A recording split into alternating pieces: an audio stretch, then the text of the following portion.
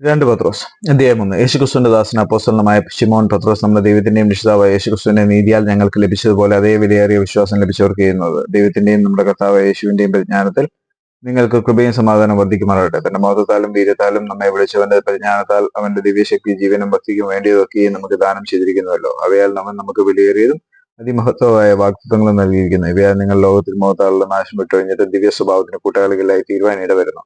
അത് നിമിത്തം തന്നെ നിങ്ങൾ സകല ഉത്സാഹവും കഴിച്ച് നിങ്ങളുടെ വിശ്വാസത്തോട് വീര്യവും, വീര്യത്തോട് പരിജ്ഞാനവും, പരിജ്ഞാനത്തോട് ഇന്ദ്രിയജയവും, ഇന്ദ്രിയജയത്തോട് സ്ഥിരതയും, സ്ഥിരതയോട് ഭക്തിയും, ഭക്തിയോട് സഹോദരപ്രീതിയും, സഹോദരപ്രീതിയോട് സ്നേഹവും കൂട്ടിക്കൊള്ളുവേൻ. ഇവ നിങ്ങൾക്കുണ്ടായി വർദ്ധിക്കുന്നുവെങ്കിൽ നിങ്ങൾ നമ്മുടെ കർത്താവ് യേശുക്രിസ്തുവിന്റെ പരിജ്ഞാനം സംബന്ധിച്ച് ഉത്സാഹമില്ലാത്തവരും നിഷ്ഫലന്മാരുമായിരിക്കില്ല. അവയില്ലാത്തവനോ കുരുടൻ അത്രേ, അവൻ ഹ്രസ്വദൃഷ്ടിയുള്ളവനും തന്റെ മുമ്പിലത്തെ പാപങ്ങളുടെ ശുദ്ധീകരണം മറന്നവനും തന്നെ. അതുകൊണ്ട് സഹോദരന്മാരെ, നിങ്ങൾ വിളിയും തിരഞ്ഞെടുപ്പ് ഉറപ്പാക്കുവാൻ അധികം ശ്രമിപ്പിൻ. ഇങ്ങനെ ചെയ്താൽ നിങ്ങൾ ഒരു നാൾ ഇടറിപ്പോകാതെ നമ്മുടെ കർത്താവും രക്ഷിതാവുമായ യേശുക്രിസ്തുവിന്റെ നിത്യരാജ്യത്തിലേക്കുള്ള പ്രവേശനം ധാരാളമായി പ്രാപിക്കും. അതുകൊണ്ട് നിങ്ങൾ അറിഞ്ഞവരും ലഭിച്ച സത്യത്തിൽ ഉറച്ചു നിൽക്കുന്നവരും എന്ന് വരികിലും ഇത് നിങ്ങളെ എപ്പോഴും ഓർപ്പിപ്പാൻ ഞാൻ ഒരുങ്ങിയിരിക്കും. നമ്മുടെ കർത്താവ് യേശുക്രിസ്തു എനിക്ക് അറിവ് തന്നതുപോലെ എന്റെ കൂടാരം പൊളിഞ്ഞു പോകുവാൻ അടുത്തിരിക്കുന്നതെന്ന് അറിഞ്ഞിരിക്കുക.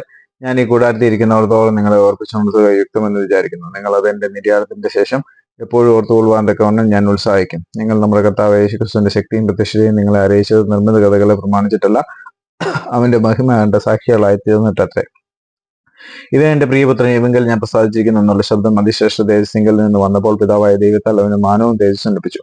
ഞങ്ങൾ അവനോടുകൂടെ വിശുദ്ധപർവ്വതത്തിൽ ഇരിക്കുമ്പോൾ സ്വർഗ്ഗത്തിൽ നിന്ന് ഈ ശബ്ദം ഉണ്ടായത് കേട്ടു. പ്രവാചകവാക്യവും അധികം സ്ഥിരമായിട്ട് നമുക്കുണ്ട്. നേരം വെളുക്കുകയും നിങ്ങളുടെ ഹൃദയങ്ങളിൽ ഉദയനക്ഷത്രം ഉദിക്കുകയും ചെയ്യുവോളം ഇരുണ്ട സ്ഥലത്ത് പ്രകാശിക്കുന്ന വിളക്ക് പോലെ അതിനെ കരുതിക്കൊണ്ടാണെന്ന്.